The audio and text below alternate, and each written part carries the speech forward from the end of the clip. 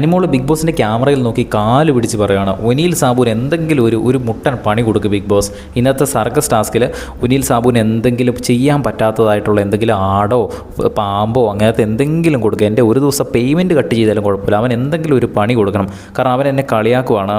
ഞാൻ പണിപ്പുരയിൽ കയറിയിട്ട് ഒരു ഉപകാരമില്ല, ഞാൻ ചെയ്തത് വളരെ മോശമാണ്, എനിക്ക് ഗോൾഡ് കോയിൻ തന്നില്ലെങ്കിലും ആർക്കും കൊടുത്തില്ലെങ്കിലും എനിക്ക് തരത്തില്ല എന്നൊക്കെയാണ് പുള്ളി പറയുന്നത്. അപ്പോൾ എന്തെങ്കിലും ഒരു പണി പുള്ളിക്ക് ഇപ്പോൾ ചെയ്യാൻ പറ്റാത്തതായിട്ടുള്ള എന്തെങ്കിലും ഒരു ടാസ്ക് കൊടുക്കണം, അവനെ നാണം കെടുത്തണം.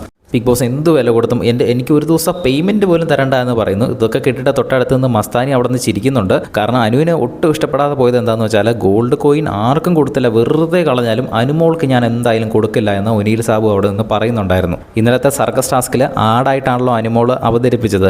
അത് കണ്ടിട്ട് അനുവിന് ഒരു കാരണവശാലും ഗോൾഡ് കോയിൻ കൊടുക്കാൻ തോന്നിയില്ല, അത്രയ്ക്കും മോശമായിരുന്നു.